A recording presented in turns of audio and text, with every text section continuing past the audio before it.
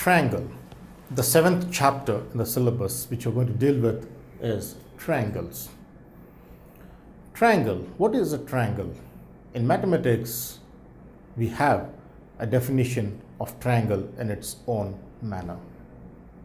So let's see the introduction of a triangle.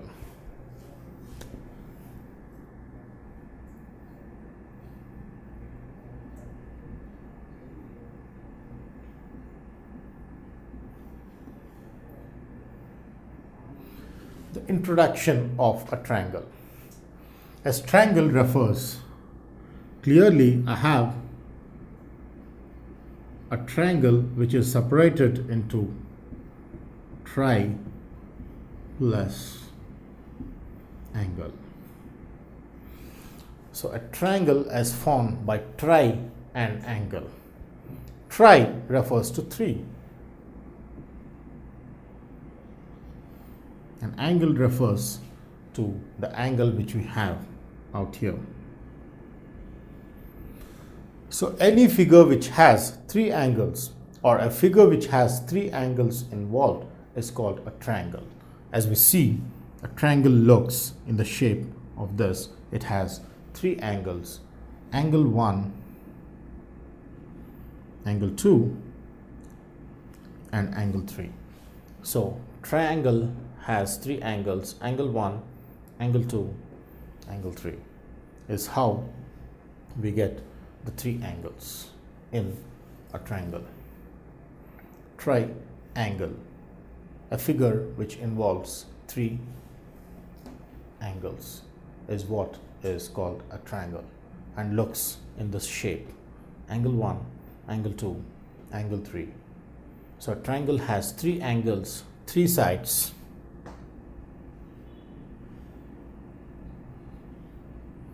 and 3 vertices.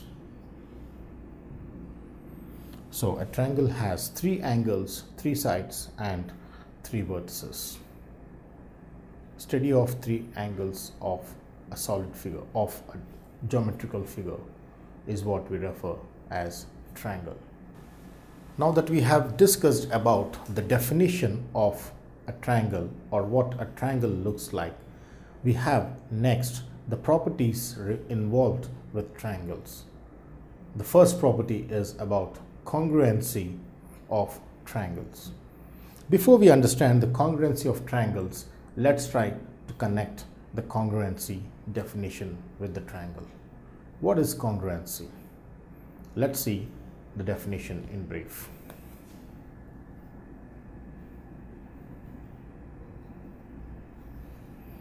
Congruency. What is congruency? Before we get into the actual mathematical definition, say for example, I have taken a picture of mine on a mobile phone. I have taken the picture twice. So this is my picture 1.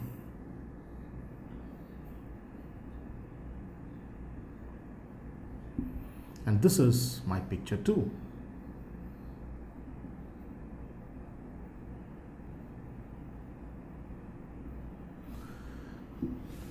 When I take the picture immediately, I see that both the pictures are similar, quite similar.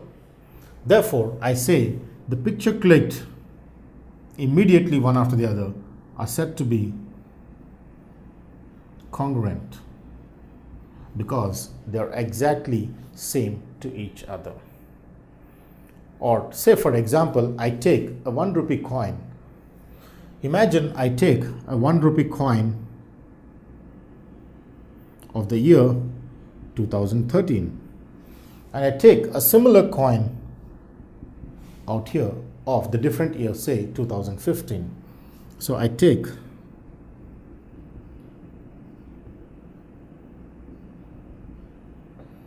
another object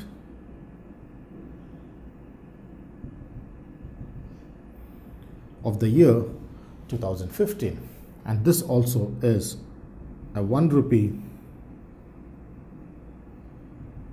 coin of the year 2015.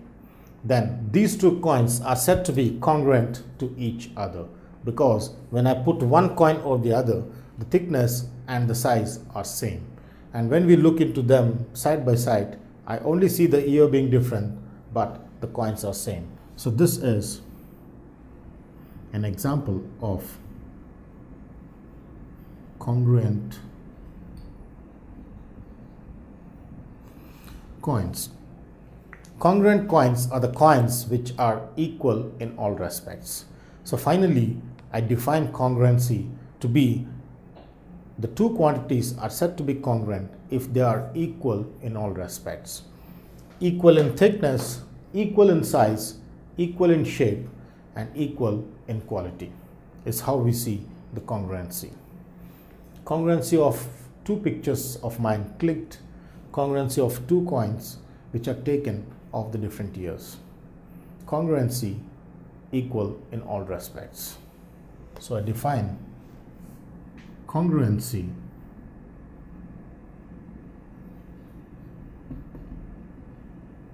two quantities which are equal in all respects is how I define the congruency. Two quantities which are equal in all respects are said to be congruent quantities. Congruent photos, congruent coins is how I understand the definition of congruency. Now that we have discussed about congruency of two different quantities, now comes the concept of discussing the congruency for triangles. So let's see the rules for congruency of triangles. The topic of the session, congruency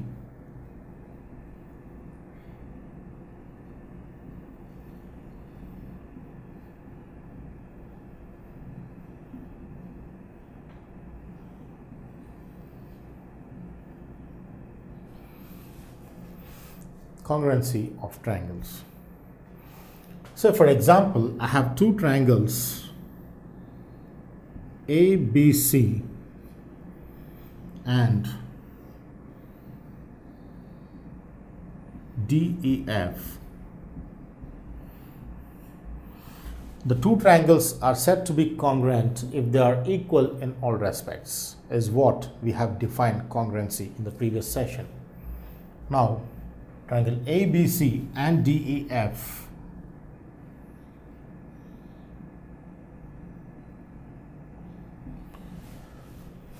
are the two triangles I have considered. Triangle ABC is said to be congruent. The symbol I use for congruent is this. Triangle ABC is congruent to triangle DEF if they are equal in all respects, in the sense that they are equal in sides, equal in angles is what we understand, or equal in area. So if the first thing for congruency is the corresponding sides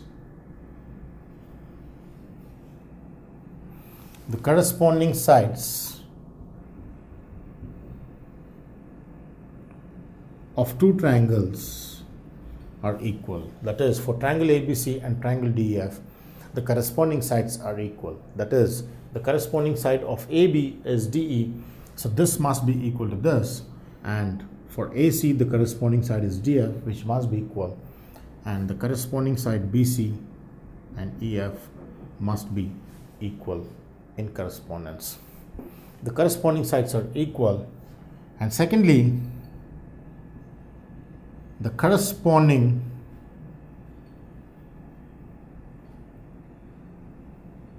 angles are equal.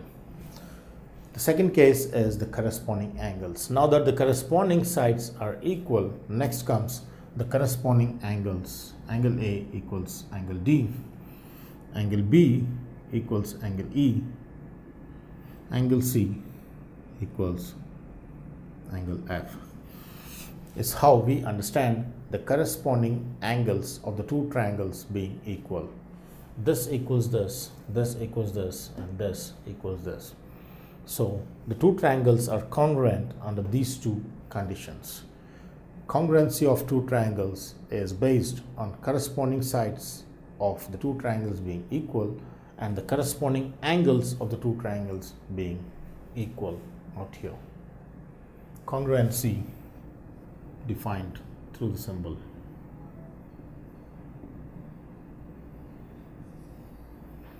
Is how we understand the two triangles congruent. Congruency of triangles.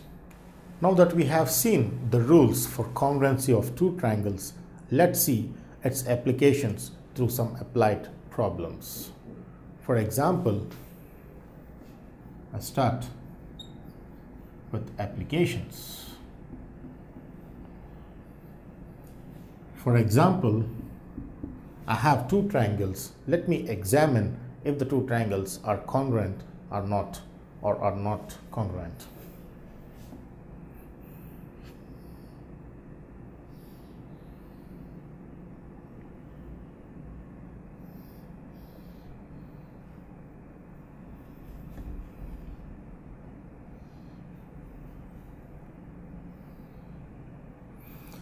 I have two triangles here which are PQR and LMN. So I have two triangles PQR and LMN which I need to identify whether they are congruent or not congruent. So let's see. 30, 60,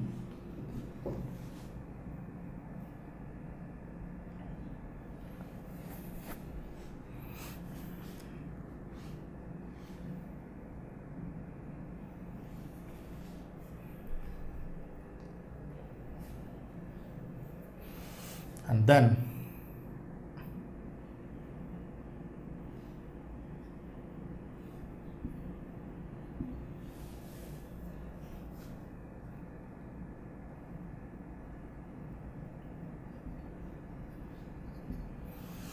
this. So let's see if the two triangles PQR and LMN are congruent. Clearly, let's start with corresponding sides.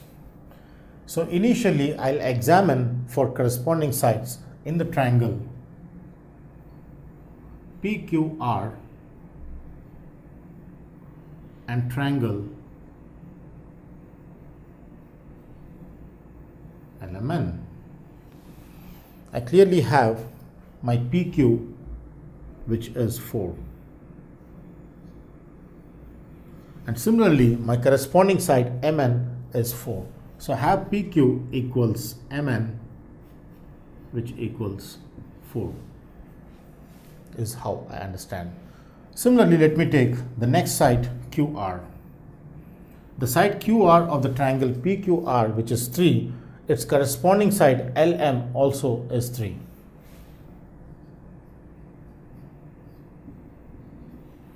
Is how we understand the second side. And the corresponding side of QR is LM because the angle 30 degrees opposite to QR is QR and the angle opposite to 30 degrees is LM, which is 3. Similarly, my PR, which is opposite to the 90 degrees, because when this is 30 degrees and 60 degrees, the third angle is right angle and here is right angle. So opposite to right angle is phi and opposite to right angle is phi. Therefore, my side PR, which is the hypotenuse for this right angle triangle, and LN, which is the hypotenuse for this right angle triangle, are equal, and in turn which are equal to phi. Is how I have all the corresponding sides which are equal. The corresponding sides are investigated to be equal.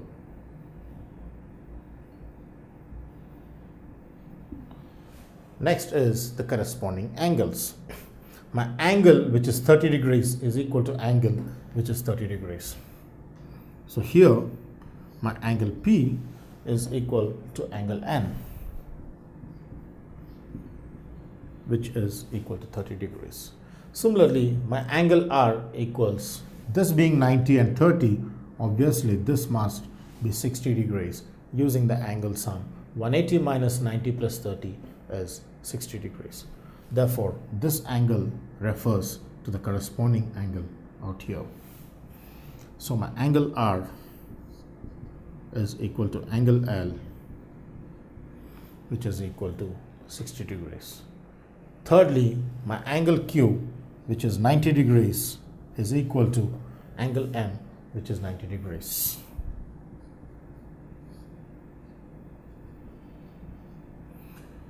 Therefore, I have the corresponding angles equal.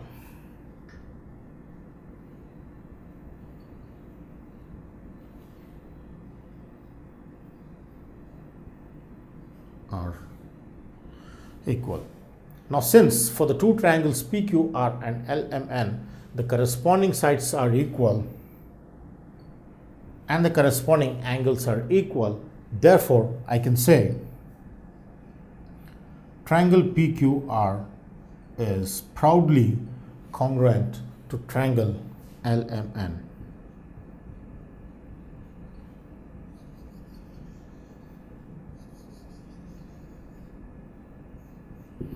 So the two triangles are congruent because the corresponding sides are equal and their corresponding sides angles are equal. They are equal in all respects, therefore they are congruent. Is how I apply the congruency concept in the given problems. Applications of congruency of triangles in real life.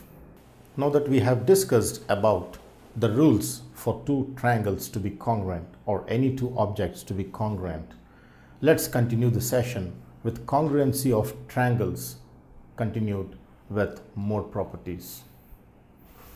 Let's come out with today's introduction on CPCT. What is CPCT? Let's see the definition in brief, and then the full form of CPCT would be understood more clearly. Most of the times we use this concept or this term in proving for congruency of two triangles or congruency of two objects. So let's see in brief the CPCT property connecting the congruency of two triangles. Before we just understand this, let me take two triangles. Say for example,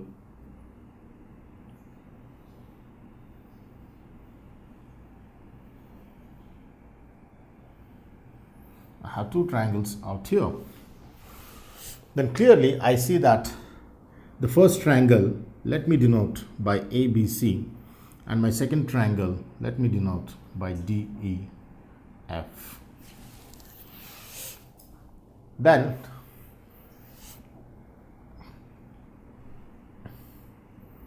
let me say this angle corresponds to this angle out here. Say my angle A corresponds to angle D. That means both the angles are equal. Then let my angle B equal to angle E and my angle C equal to angle F. Then clearly I understand that the corresponding angles are equal.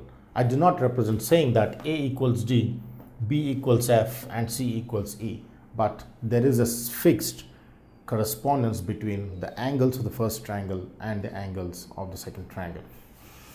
Angle A equals angle D, angle B equals angle E, angle C equals angle F are said to be correspondingly related angles as given in the problem. Now let's see how the corresponding sides are connected with the two triangles, triangle ABC and triangle DEF. As can be clearly seen, let's choose the side opposite to the first angle A. So here I have my side which connects to angle A. So the side which connects to angle A is BC. Now let's connect with the corresponding angle of A, we know that the corresponding angle of A is angle D. Therefore, the side opposite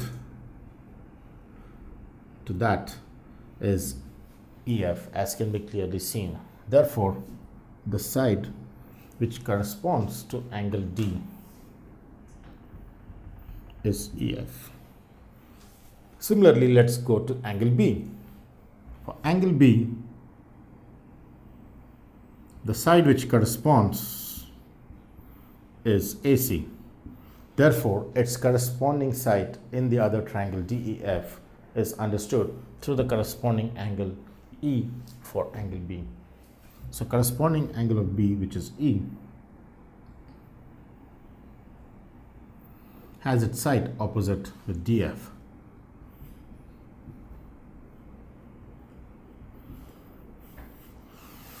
And lastly, my corresponding side to angle C is AB. So, for angle C, my side is AB, and the corresponding angle for C is angle F. Therefore, its corresponding side is DE.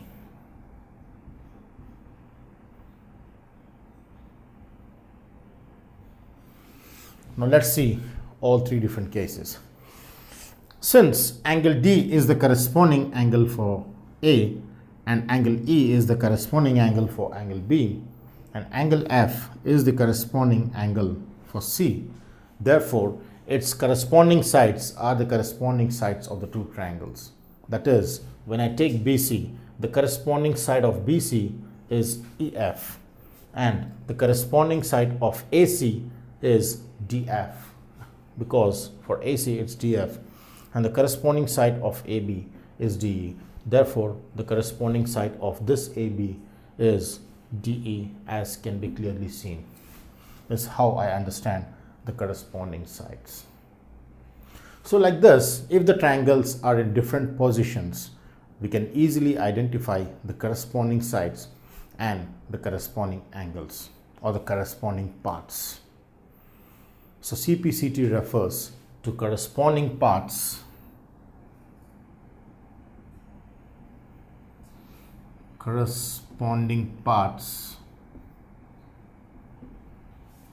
of congruent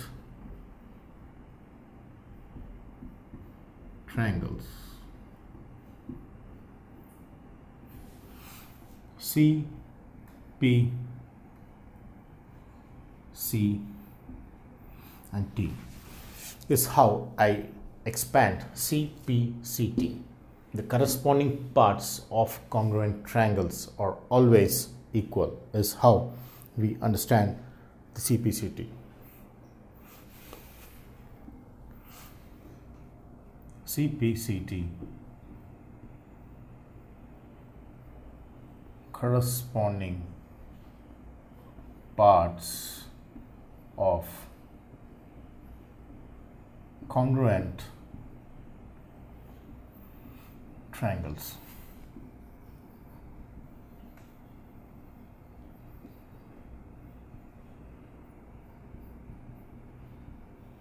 Always equal. This is very important property. By CPCT, we can say the corresponding parts of congruent triangles are always equal is how I understand the CPCT connected with congruency of two triangles. For any two congruent triangles, the corresponding parts must be equal. In this case, corresponding angles and corresponding sides are always equal is how we understand the properties connected with CPCT. Now that we have discussed about congruency of two triangles or the congruency of two objects with its own rules and definitions, and the most important property which I have discussed in the previous session, the CPCT, now comes the different types of axioms which we are going to deal and study or investigate the different types of congruency of two triangles which can exist in mathematics. Investigating the congruency of two triangles with various possible properties.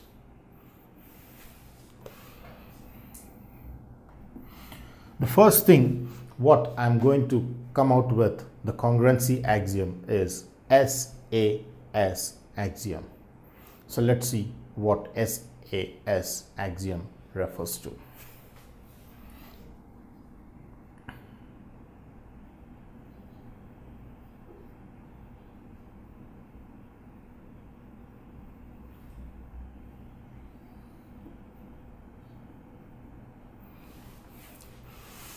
SAS axiom is what we are going to deal with. Let's see in brief. Imagine I take two triangles and prove the congruency through SAS axiom. Before we try to take into consideration the SAS axiom, let me make a note that SAS refers to side, angle, and side. So SAS refers to side, angle, and side, and this angle is between the two sides. Is how we understand SAS side angle side axiom. Importantly to note, angle between the two sides which we take into consideration. So let's take the two triangles. Imagine I have a triangle A, B, C.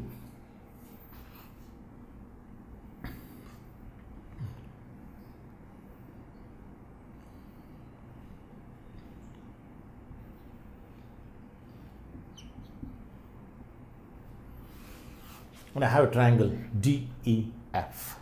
These two triangles, let's see if they are congruent through SAS axiom. What is SAS axiom? How do we define SAS axiom in mathematics? SAS axiom in respect to congruency of two triangles defines that if two sides and one included angle are equal in two triangles, then the two triangles must be congruent. Say for example, this side equals this side. My AB equals ED, and say for example, my side AC equals my side DF. Is how I take the two sides, one side being AB connected with ED and the other side being AC connected with DF. Now, as we have referred that the angle is the angle chosen between two sides, then clearly for these two sides, this is the angle which is chosen, and its corresponding angle here chosen between two sides must be this. This cannot be the angle because this angle does not include these two sides. Angle chosen must include the two sides between two angles to get an angle. So here is the angle which refers to two sides, and here is the angle which is included between two sides. So when these two are equal, if AB equals DE, the side AB equals DE, next AC equals DF.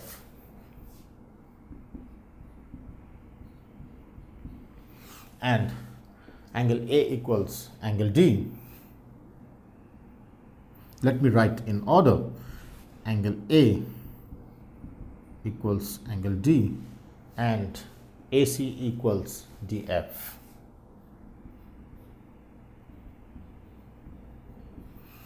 Then clearly I see that this refers to two sides being equal, and this refers to the angles being equal, and this refers to the other sides being equal.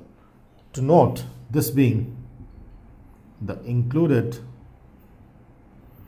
angle, that is the angle which is included between the two sides chosen or considered in the problem. So here are the two sides considered, so this is the included angle in triangle ABC. Here are the two sides chosen, so this is the included angle between the two sides of the triangle DEF. So since the sides are equal, corresponding sides are equal, included angles are equal, and the corresponding sides again are equal, Therefore, by SAS axiom, I can say that the triangle ABC and the triangle DEF are congruent to each other, is how I define SAS axiom. If two sides of the two triangles are equal and their inclusive angle is also equal to each other, then we say that the two triangles are congruent by SAS axiom. Therefore, if this is this, then by SAS axiom, I say that triangle ABC is congruent to triangle DEF, is how I define SAS axiom. Two triangles are congruent if the corresponding sides are equal and their included angle is equal, is how I state SAS axiom. Two triangles are congruent if their corresponding sides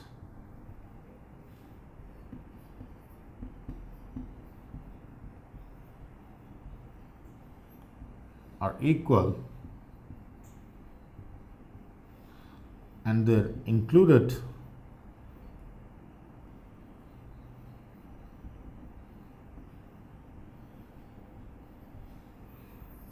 is how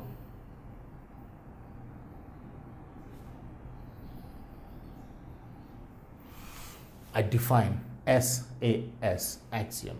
Two triangles are congruent if their corresponding sides are equal and their included angle is equal. Side angle side property. SAS axiom defines the congruency of two triangles. That's how we understand the concept. Now that we have defined SAS axiom, that two sides, corresponding two sides are equal and their included angles equal, then the two triangles are congruent. Let's see what if the angle is not an included angle. That is, if I take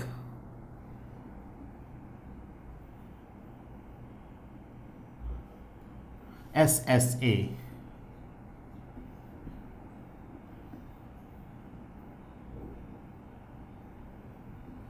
axiom, let's see if this holds for congruency of two triangles.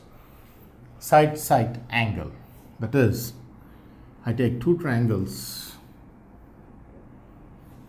ABC and say another is DEF. Triangle ABC and DEF. Then SSA means if the side AB equals this and my side AC equals this and one of my angle is this, then I say side, and angle, where angle is not included.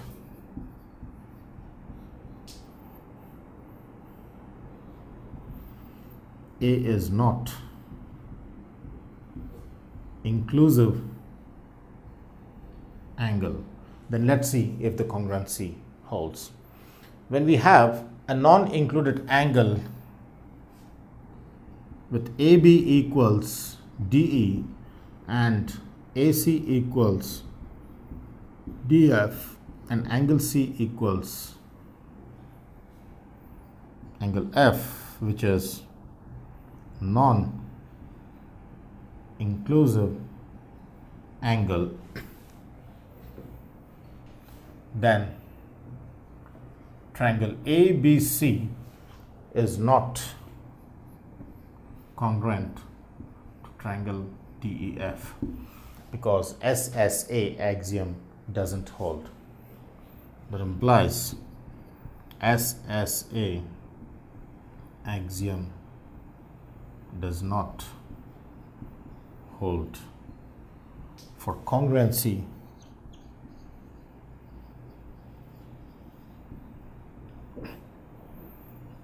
of triangles is how I understand. That is, when I take the corresponding two sides of the two triangles being equal and their non-inclusive angle being equal, I cannot apply the property. SAS axiom holds, but SSA axiom does not hold, is how we understand the property. Or similarly, ASS axiom also does not hold for congruency of triangles.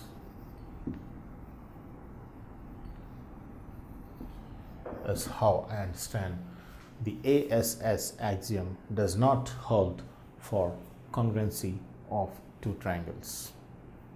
Side angle side and congruency of triangles is true.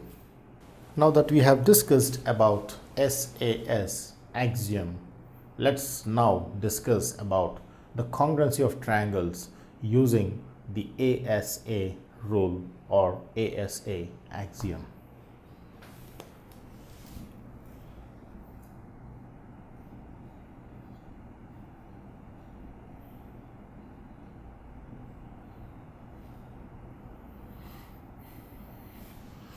What does ASA stand for? A stands for angle, S stands for side, and A stands for another angle of the triangle. Imagine there are two angles given.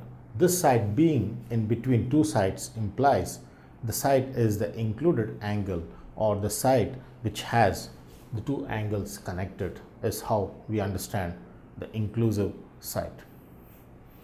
Say for example, I have a triangle where these two angles are given, then ABC, given that angle A and angle B, then inclusive side between the angles is AB, is inclusive side between angle A and angle B, is how I understand the inclusive side connected with ASA axiom. A for angle,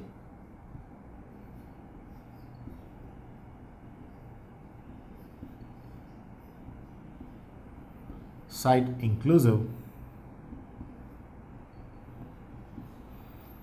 and this for angle, is how we understand the ASA axiom. So what does ASA axiom define? Let's see in brief through the two triangles connected with ASA rule. So let's take two triangles, triangle ABC and triangle DEF.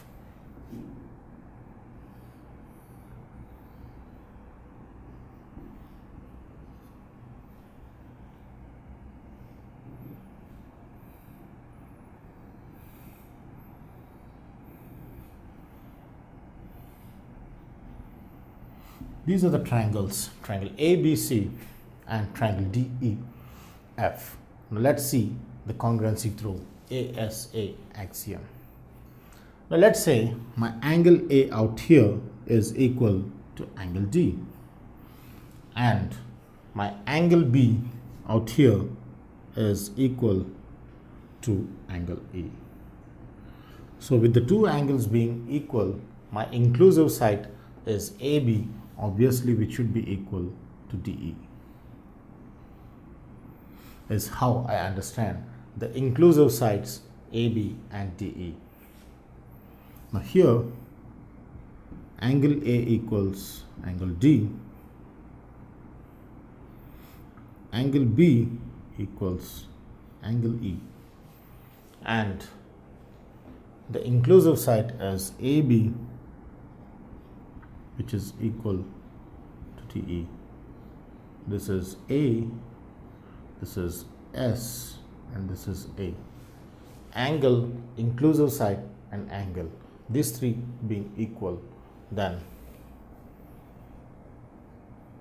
ASA axiom says that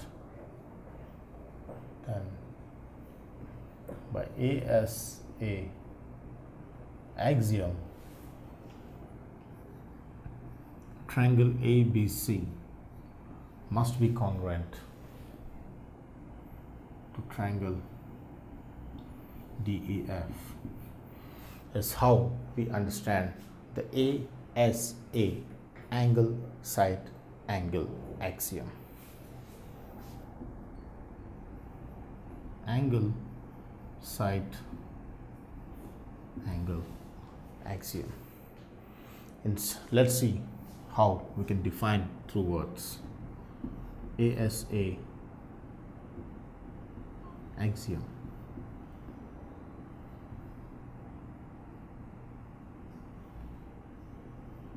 If two angles of one triangle are equal to the corresponding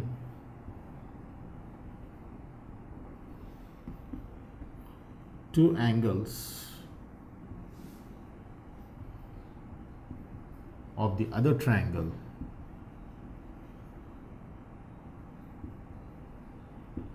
and their inclusive side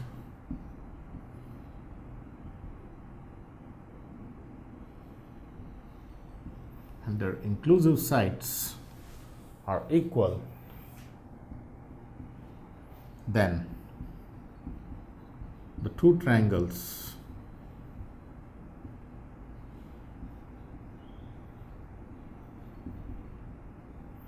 are congruent.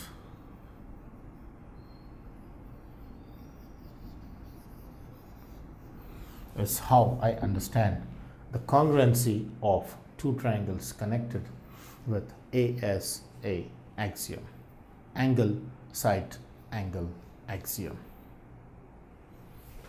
This equals this when the corresponding angles equal and the inclusive sides are equal. That's how I define ASA axiom. Now that we have defined the ASA congruence rule or ASA axiom, let's try to connect this with angle sum property in a triangle. That is, sum of all three angles in a triangle equals 180 degrees. Let's see how we can connect to investigate the extended properties of ASA congruence rule.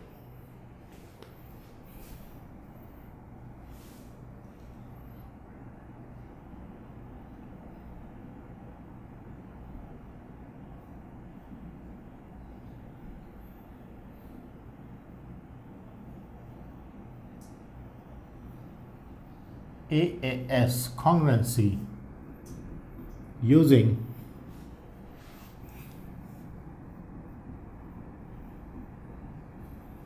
angle sum property.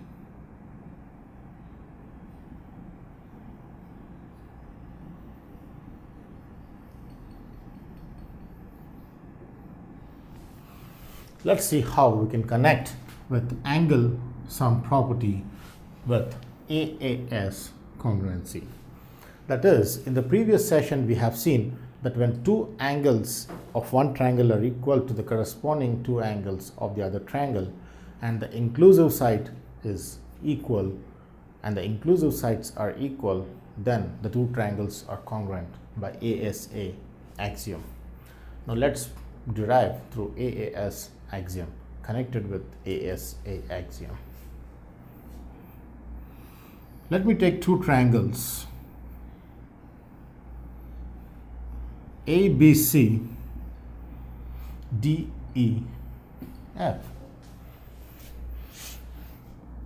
Say my side AB equals side DE, angle A equals angle D, and angle B equals angle E.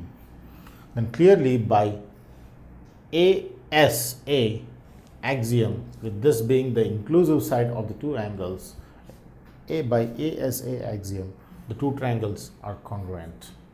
But when I extend the property, because angle A equals angle D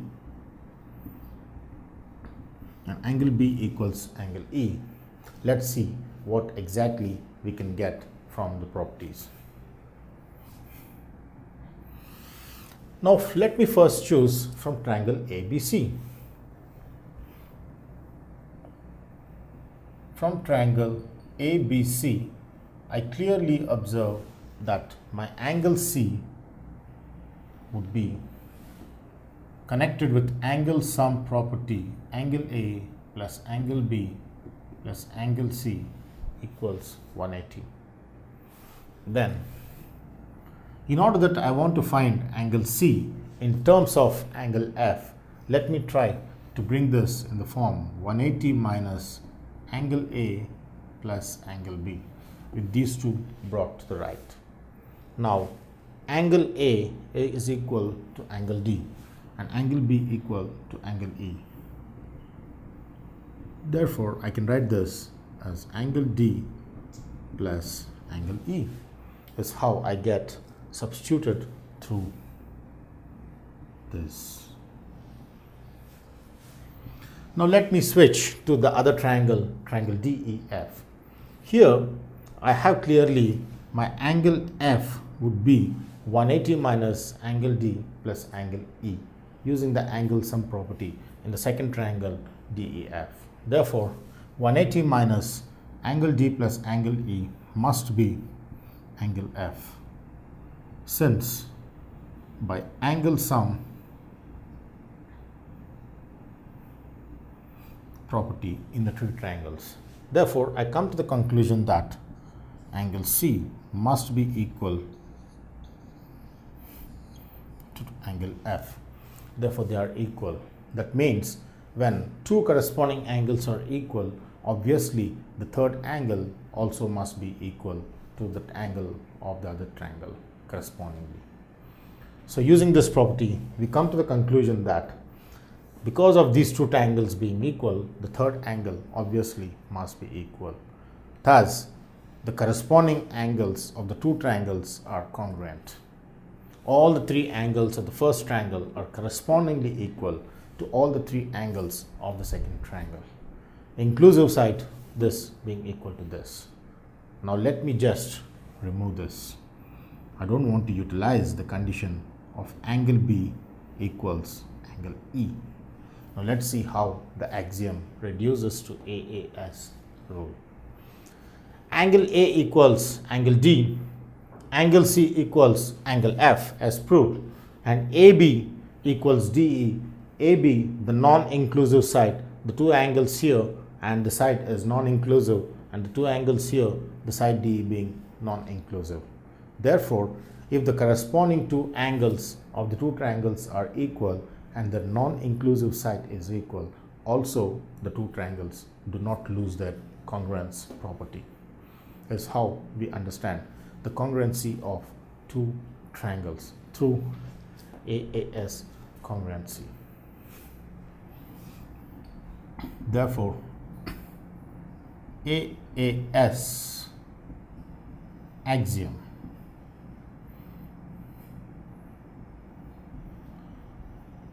if the corresponding two angles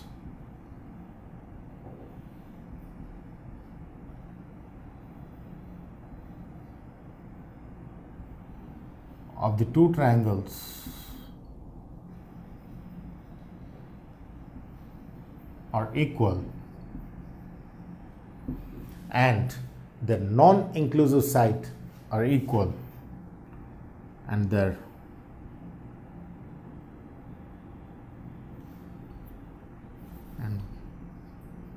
one pair of non-inclusive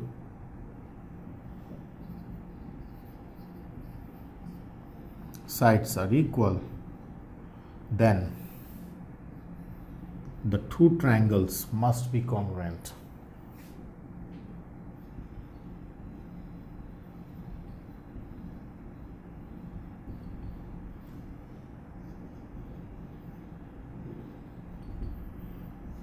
Is how I understand the congruency through AAS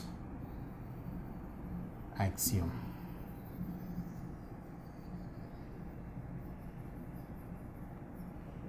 is how we understand the As axiom. If the corresponding two angles of the two triangles are equal and one pair of non-inclusive sides are equal, then the two triangles must be congruent. The sides can be inclusive or non-inclusive. It doesn't affect the ASA or AAS axiom, is how we understand. This can also be referred as SAA congruency rule.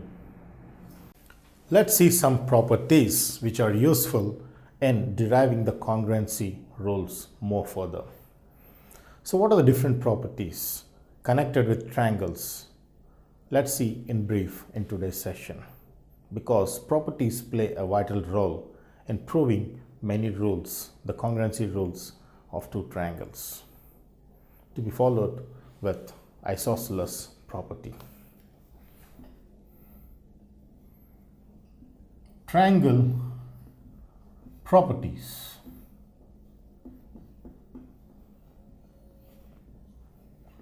The first property is isosceles property in mathematics.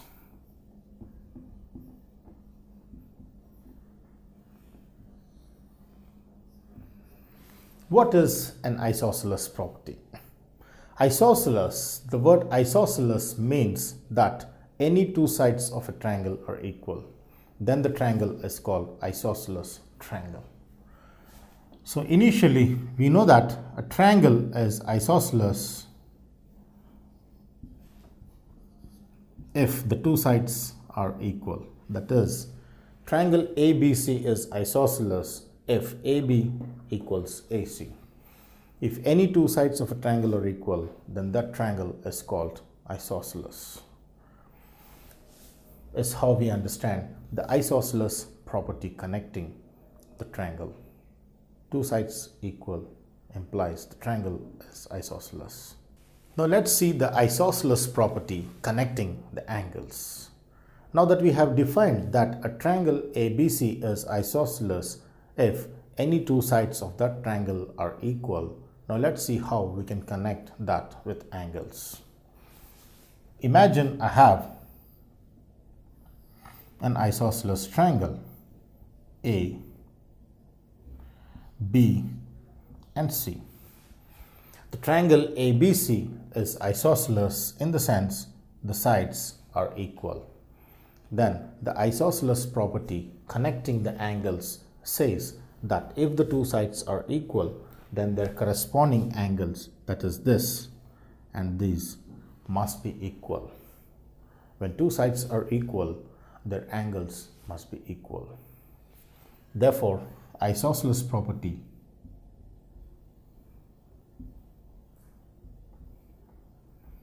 here states that if two sides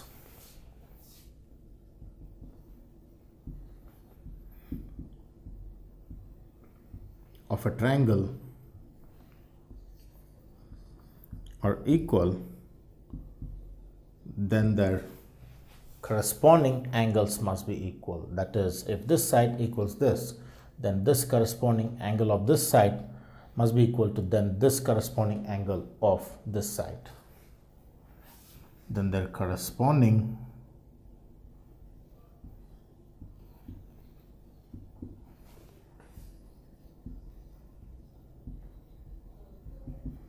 must be equal. That is, AB equals AC implies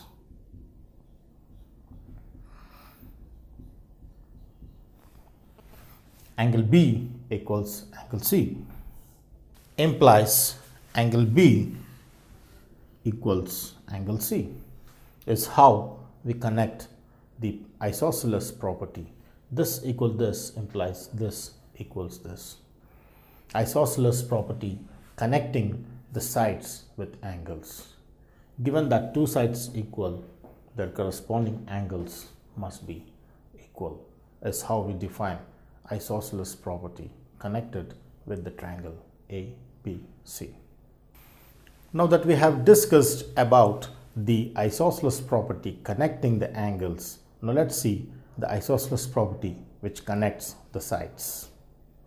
Let's see how the sides can lead to the connection of isosceles property in terms of angles. This is something like the reverse process of the previous session. Isosceles property connecting sides of the triangle. As in the previous session, we have seen that when two sides of a triangle are equal, their corresponding or the sides opposite to those angles are equal. Let's see what if the two angles are equal in a triangle. Will it still be isosceles? Is the biggest question out here. Therefore, when I have a triangle ABC in which the two angles are equal, I have a condition where angle B is equal to angle C in case of this triangle ABC. Will the two sides be equal according to the isosceles property is what we are going to see in the session. Now, as we know that in triangle ABC,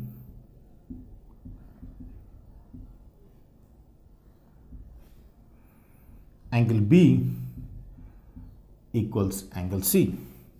Then isosceles property equally says that if the angles are equal, the sides opposite to those angles, this side opposite to this angle and this side opposite to this angle must be equal. AB must be equal to AC. The side opposite to this angle and the side opposite to this angle. That implies by isosceles property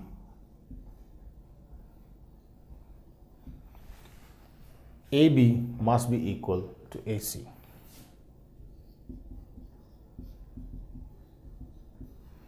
Is how I define the isosceles property connected with given the angles sides are equal or given the sides angles are equal. Therefore, my property equally defines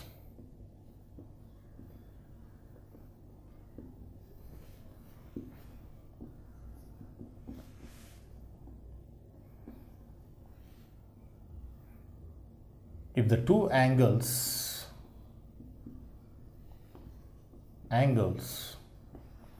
of a triangle are equal, then the sides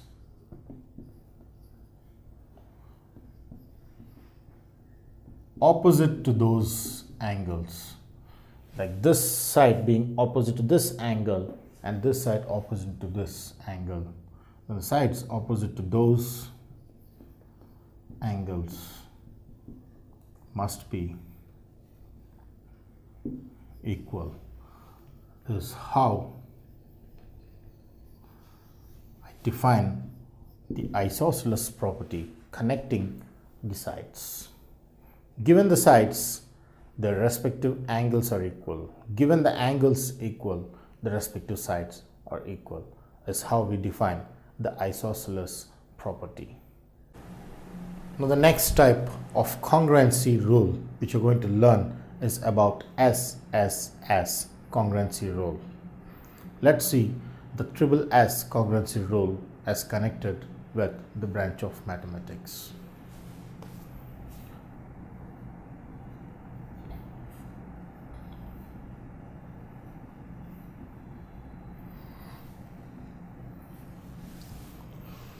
As can be clearly seen that SSS refers to all the three sides of the two triangles. It doesn't take into consideration any angle but only the sides, is how we understand the rule initially with SSS congruency rule. So let's take two triangles.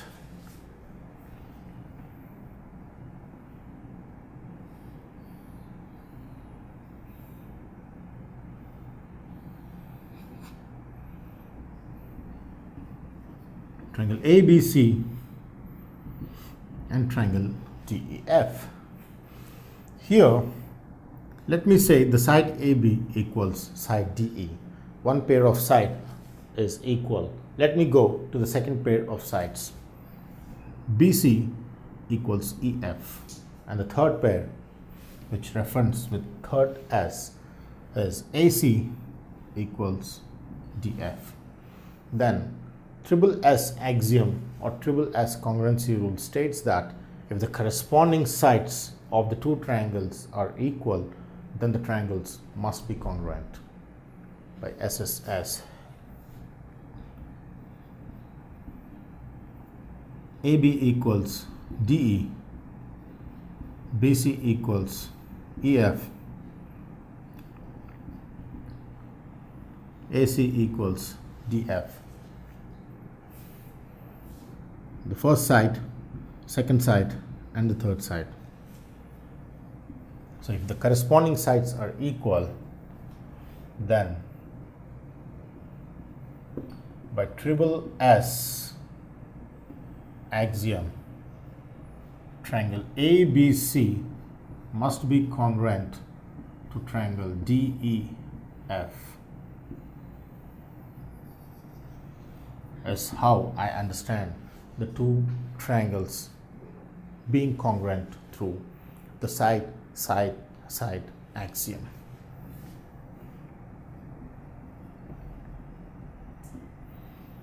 So let's write this in statement. If the corresponding sides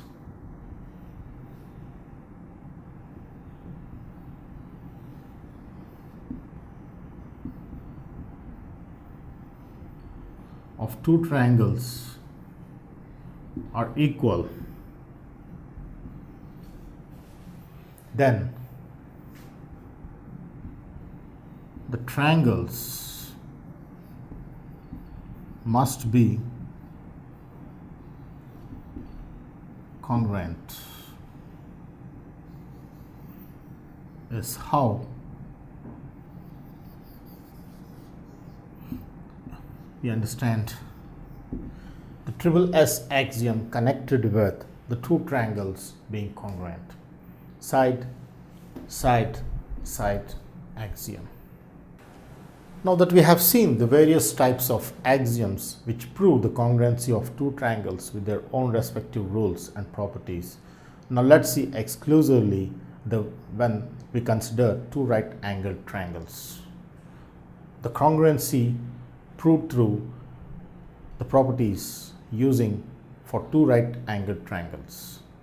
So the Rhs axiom derived for two right-angled triangles.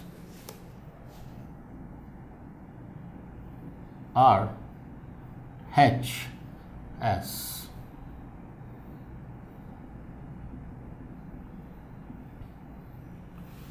R stands for right angle,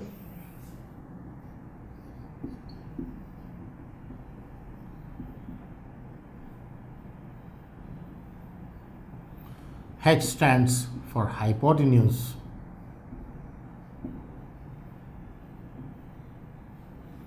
and S stands for one side other than the hypotenuse.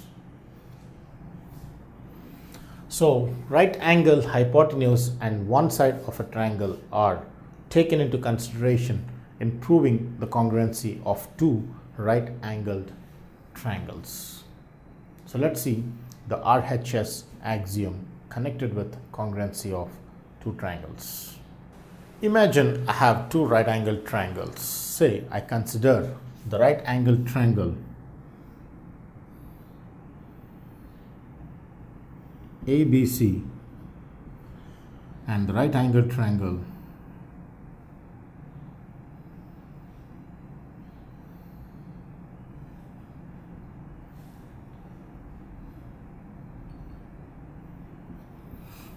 DEF. This is right angled at B and this is right angled at E. Now imagine I have my angle B which equals angle E. which are right angled. And clearly my hypotenuse here is AC because this is opposite to 90 degrees. So AC is the hypotenuse for the first triangle and FD is the hypotenuse for the second triangle. So if the two angles are right angles and if the hypotenuse are equal and one side which is equal, say my BC is equal to ED, then by right angle, hypotenuse and side, right angle, hypotenuse and side, I can say that the two triangles are congruent. If angle B equals angle E, which is 90 degrees, and my hypotenuse AC equals my hypotenuse FD, and my side BC equals my side ED, by Rhs axiom, I can say the two triangles are congruent. Then by Rhs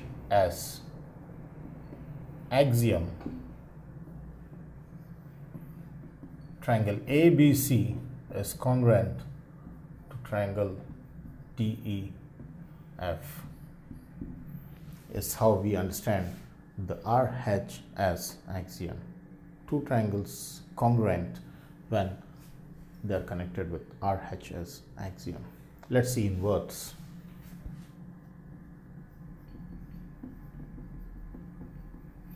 Rhs axiom. If in two right angle triangles, right triangles,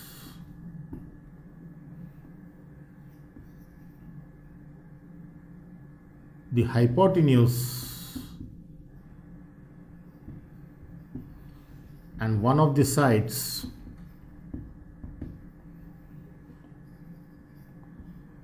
are equal,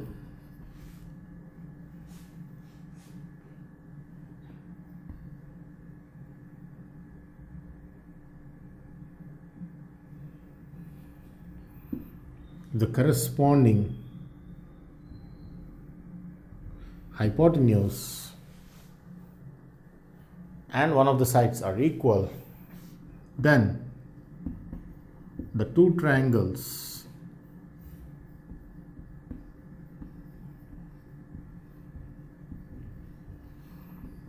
must be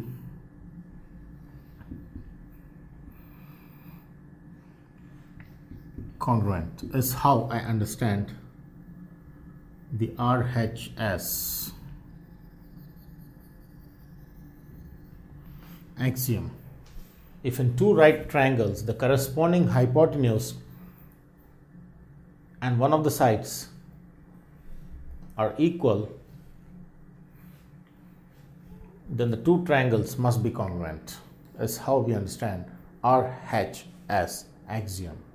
Right angle, hypotenuse and one of the side being equal makes the two triangles congruent to each other. Now that we have seen the different types of congruency rules, let's investigate what if the corresponding angles are equal. As we have seen the triple S rule, where if the corresponding sides are equal in the two triangles, then the two triangles are congruent to each other. Similarly, will the two triangles be congruent if their corresponding angles are equal? Is the biggest question in the session. So let's investigate triple A rule for congruency of two triangles.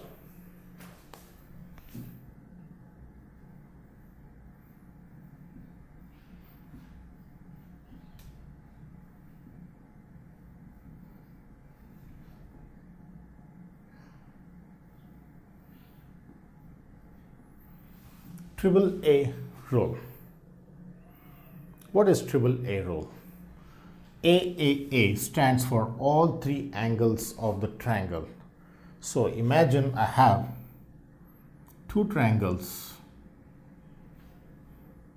A, B, C, and I have another triangle DEF.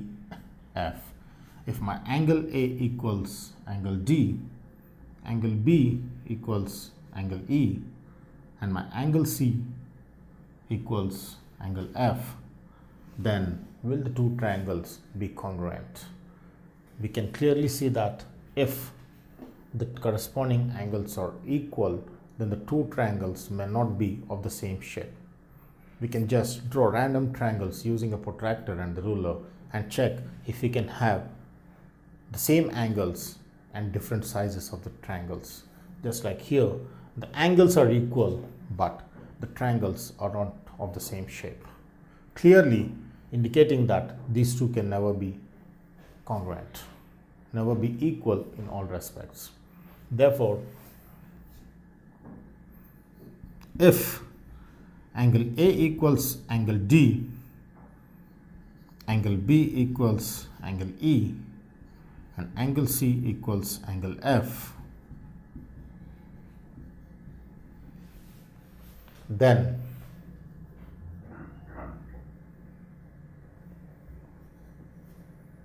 by AAA rule,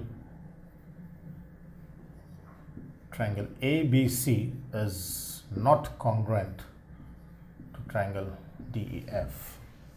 It is very important to note the corresponding angles equal implies the two triangles need not be congruent. Therefore, if corresponding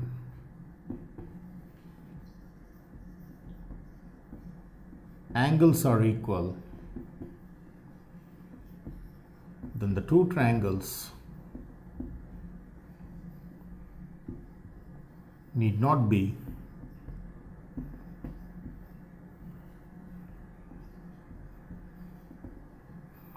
congruent. Not always. Only few times the triangles are congruent, depending on their respective lengths, but they are not always congruent. Since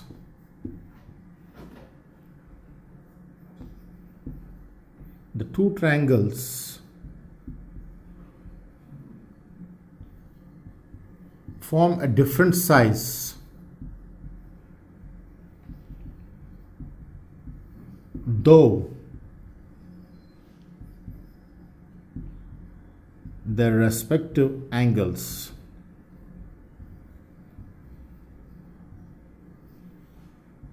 are equal, is one of the biggest mathematical property which should be noted. The reason being that since the two triangles form a different size, though their corresponding angles are equal, they form a different size, this being small and this being big, or any triangle which is so smaller in size and so bigger in size will have the same common angle, but they are not congruent to each other. The two triangles have corresponding angles equal, but they are not congruent to each other, is how I understand the learning outcome of AAA rule. Congruency connected with AAA rule. Angle, angle, angle rule. Now that we have learnt about congruency rules connected with congruency of two triangles, let's apply the rules in real life. Today's session is about applications of congruency rules in solving mathematical problems.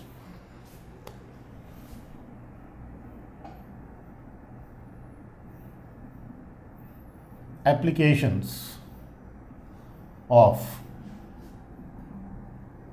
congruency rules.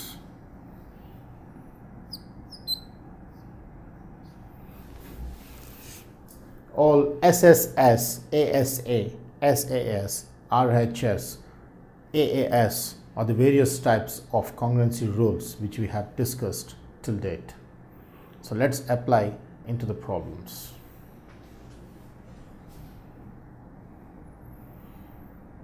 Given, for example, I have a triangle. Say, for example,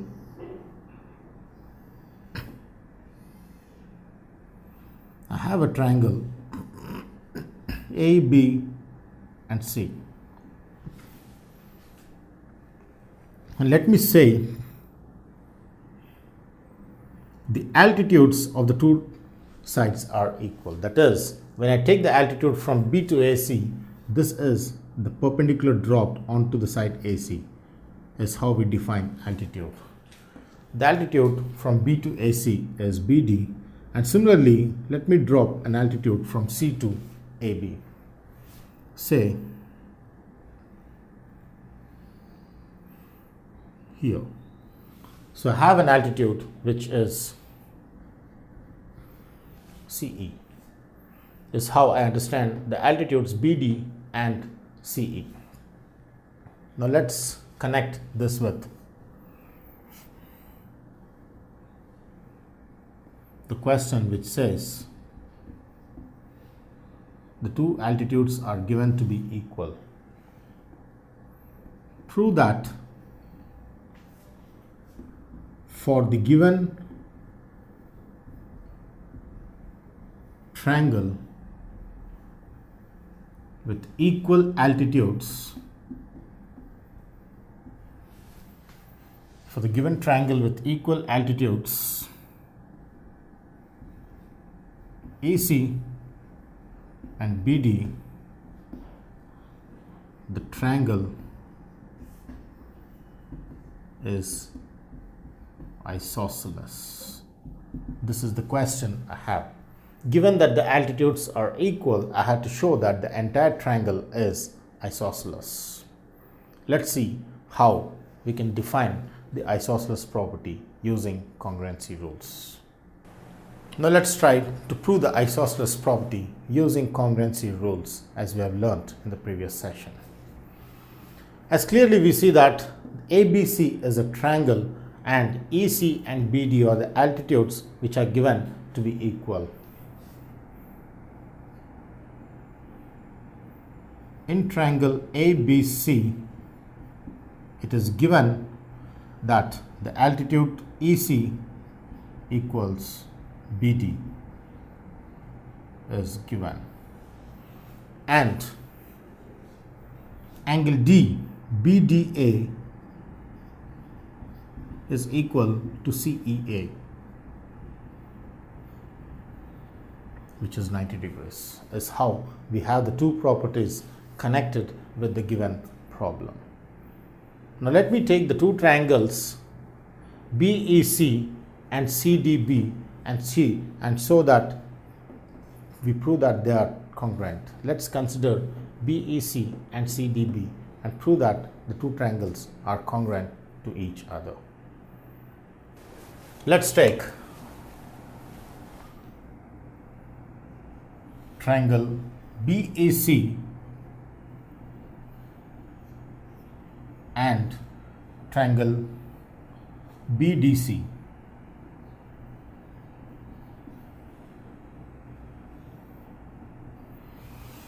So in these two triangles, clearly I have BD equals EC, or my EC is equal to BD, since it is given that the altitudes are equal. So the two sides of the two triangles, triangle BEC and triangle BDC, must be equal.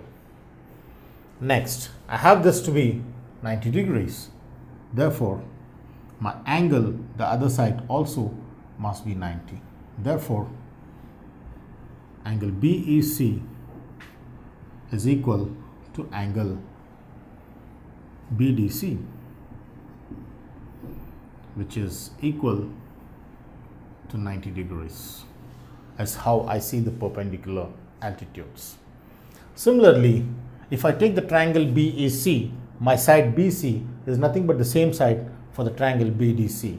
That is, the side BC is the common side for triangle BEC and triangle BDC, and hence obviously they must be equal to each other, equal to itself.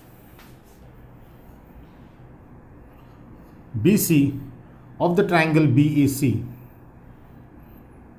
must be equal to the BC of the triangle BDC, since it is the common side. And this being since altitudes. It's very important that we write the reason for what we write out here. The reason here being their altitudes. Because it's altitudes, it's equal to 90. This equals this because it is given, and this equals this because they are the common sides for the two triangles, triangle BEC and triangle BDC. Is how we understand the property.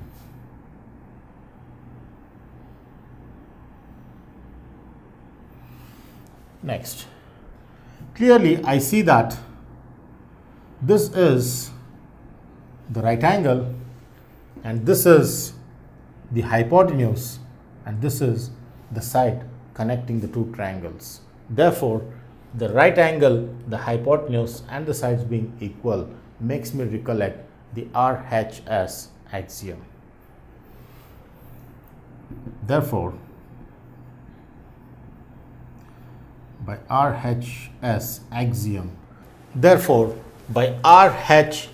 axiom, right angle, hypotenuse and side, I get the property which you have learnt in the previous session. By Rhs axiom, triangle BEC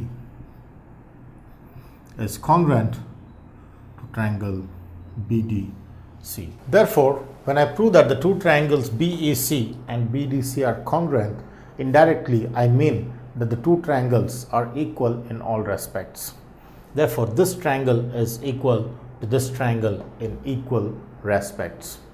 We utilize this triangle concept now to prove that the two triangles are isosceles. So let's see how we can prove the isosceles property for two triangles. Imagine I continue here that area of triangle ABC is equal to triangle ABC because the two triangles are the common triangles. So this being the common triangle, they are equal to each other. Now as I see here, my triangle ABC can be split as AEC plus BEC. So this triangle can be split as triangle AEC plus triangle BEC, as can be clearly seen here. Similarly, on the right hand side, my triangle ABC can also equally be split as AEC or ABD plus BDC. So I split it as ABD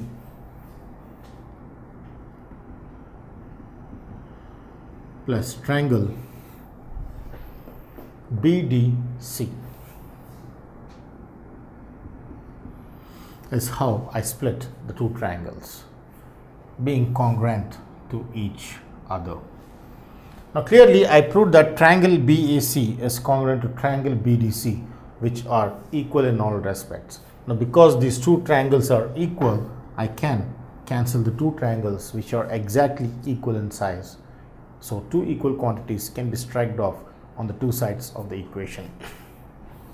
Therefore, triangle AEC is congruent to triangle ABD.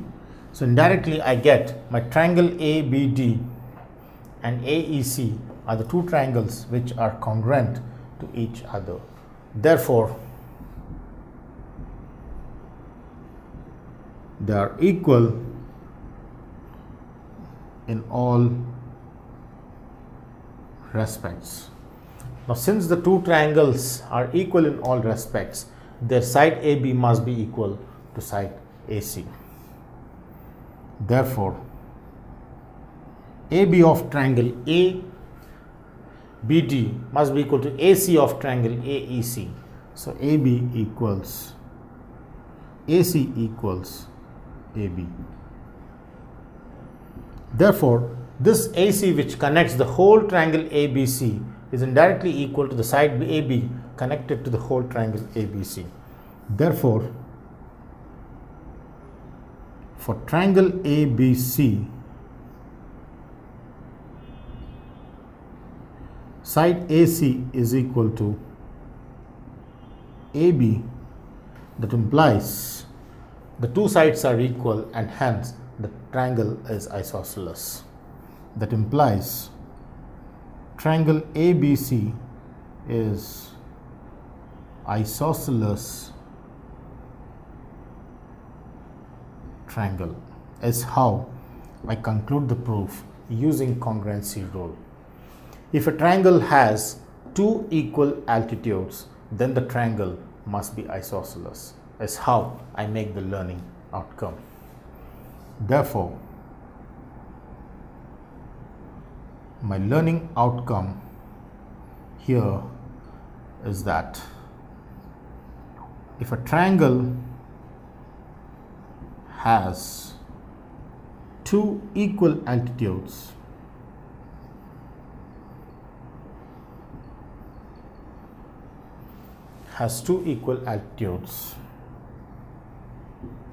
then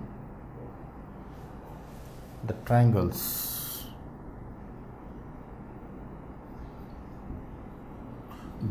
must be isosceles, is how I understand the learning outcome. If a triangle has two equal altitudes, then the triangle must be isosceles, and this can be proved using congruency rules, what we have learned in the previous session. Applications of congruency rules connected with the properties. Now that we have discussed about congruency rules and the applications of congruency rules in solving or deriving many mathematical or geometrical properties in mathematics, now comes the concept of the unequal angles and unequal sides connected with the geometry of triangles. Before we get into the unequal sides and unequal lengths of the triangles, let's get into understanding the basic concept of the length of the side connecting the size of the angle.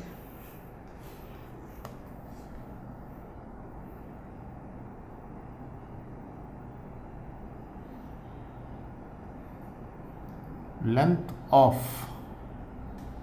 side versus size of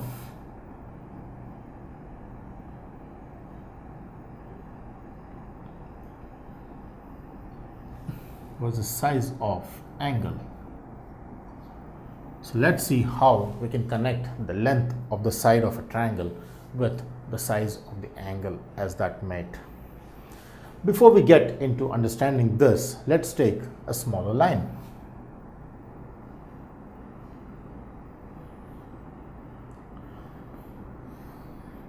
Imagine I have a tree out here, or this is a palm tree which I have out here. So imagine this as the palm tree which I have, and I'm standing out here to watch the palm tree. Now I have an angle, say this angle is theta 1. Imagine I have a second case where I have a small bush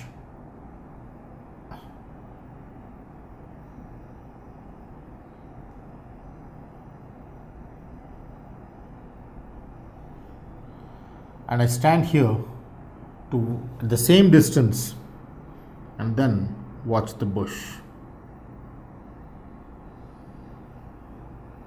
out here. Say this angle is theta 2. Then what do we observe from these two real life situations?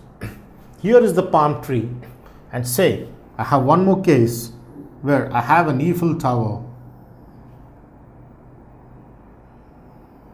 out here.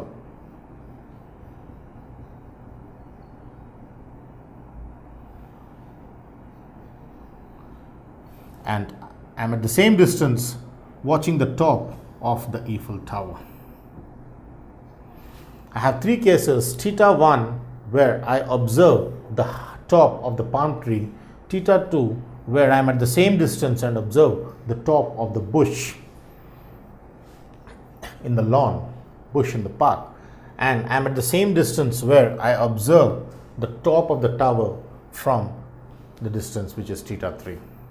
How do you connect the relation between angles theta 1, theta 2 and theta 3 is the biggest question out here. How do we connect? As we can understand through real life situation that bush is smallest of all the three sizes as compared here. Bush is to a height of this, and a palm tree would be around 30 to 40 feet, and an Eiffel Tower which is very tall, more taller than the apartments and the buildings. So here we know that this is of a greater height, this is of the next greater height, and this is the least of all the heights. Therefore, the one which is the least of all the heights makes the lesser angle. The one which is greatest of all the heights makes a greater angle. Therefore, here I understand that theta 2 is the smallest angle, because since size of or height of bush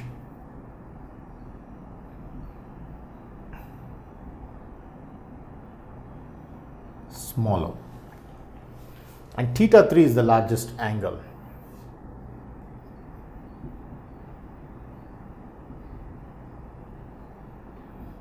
Because height of tower, since tower is the tallest of all the three different situations which are taken out of the bush, the palm tree, and thus the tower is the tallest. That's how we understand the connection between the bush, the palm tree, and the Eiffel Tower. Therefore, the least of the all angles theta 1 and theta 2 and theta 3 is identified to be theta 2, which is the smallest angle, simply because the height of the bush is smaller,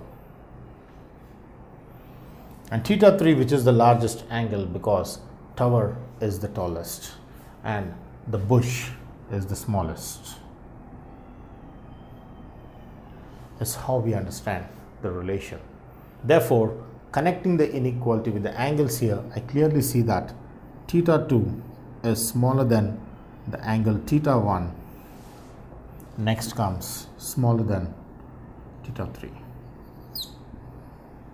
Is how I connect the real life situation with the angles.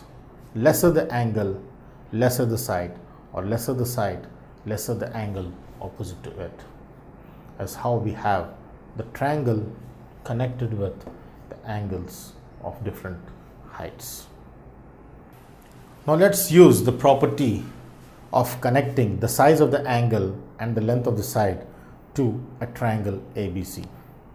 So let's take inequalities in a triangle as the topic connected with triangles in the session.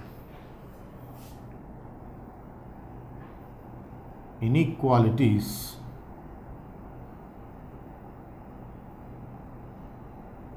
in a triangle.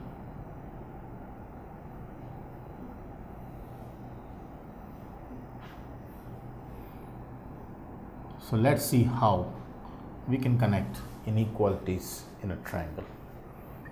Imagine I have a triangle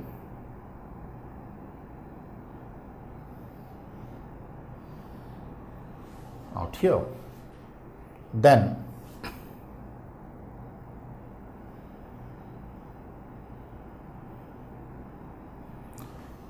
let's take the case of the triangle ABC.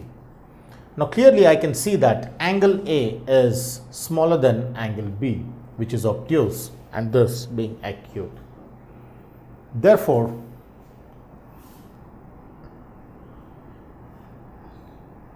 the property here says that the side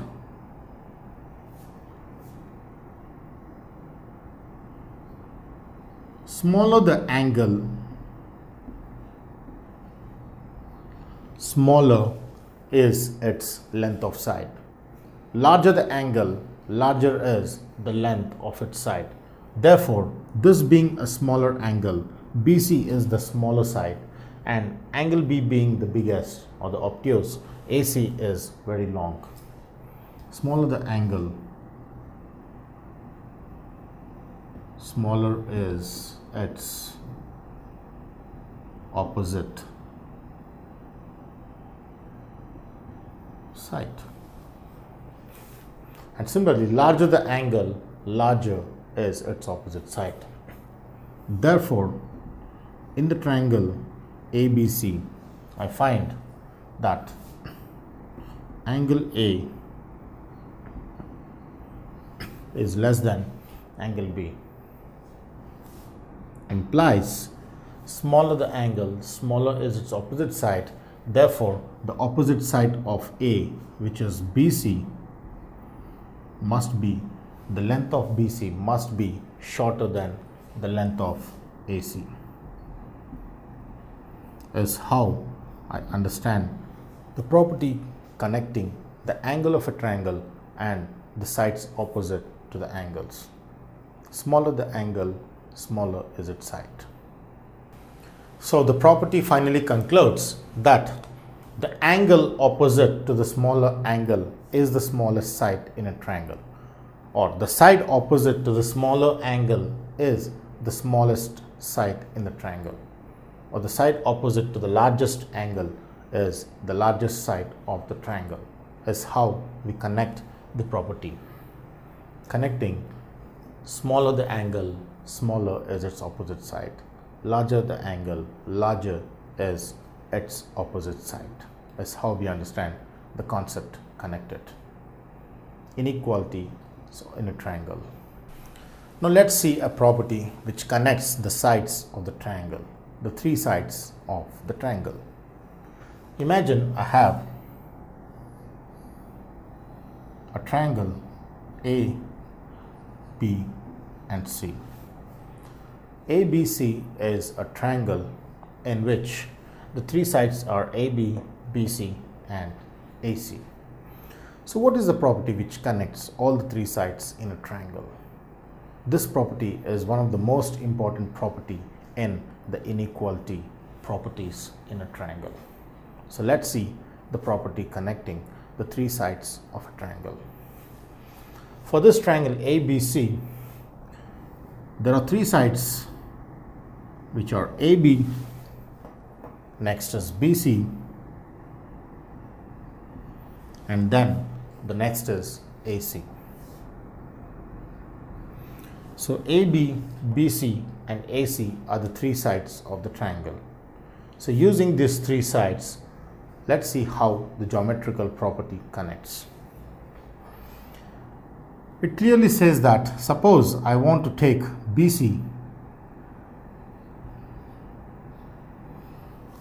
and I want to take sum of the other two sides AB plus BC.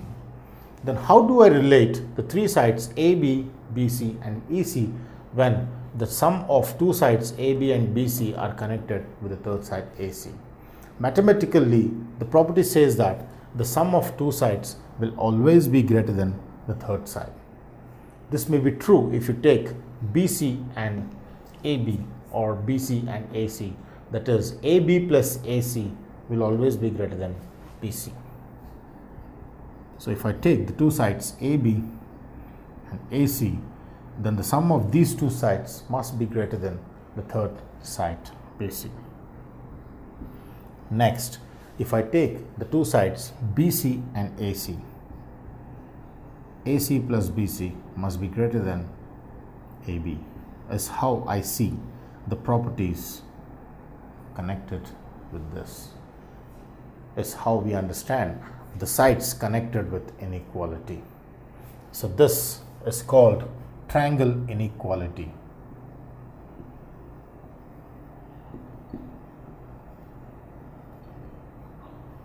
Inequality which states that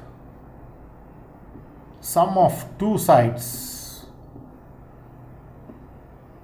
of a triangle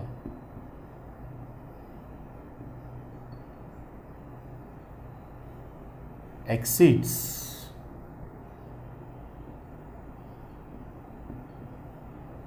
the third side, or exceeds is always greater than the third side. Therefore, sum of two sides of a triangle always exceeds the third side, is how I connect the triangle inequality in the triangle ABC. Sum of two sides exceeds the third side. Triangle inequality.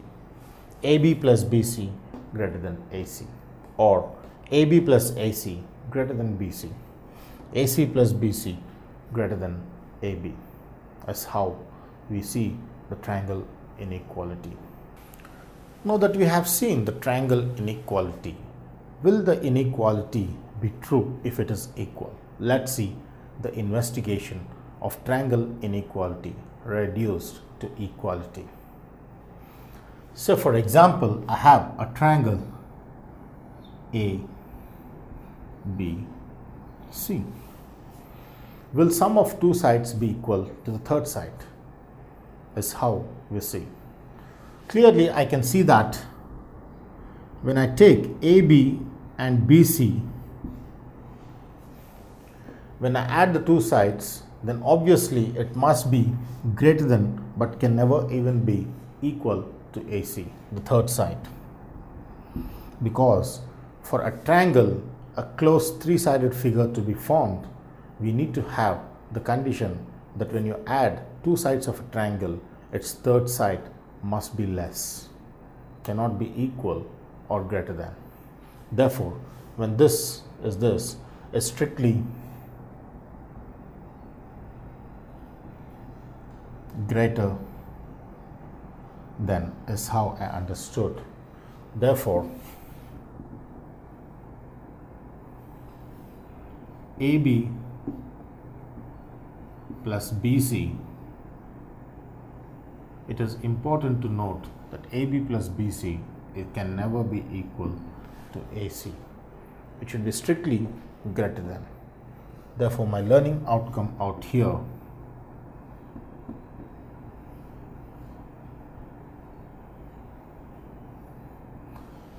is that sum of two sides of a triangle can never be equal to the third side, because in that case it cannot get a closed three-sided triangle, because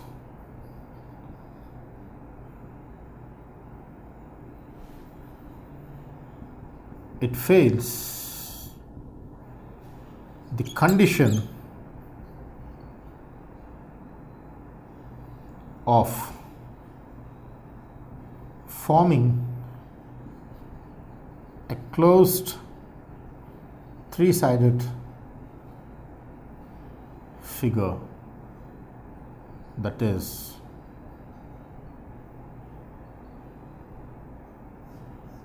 the triangle.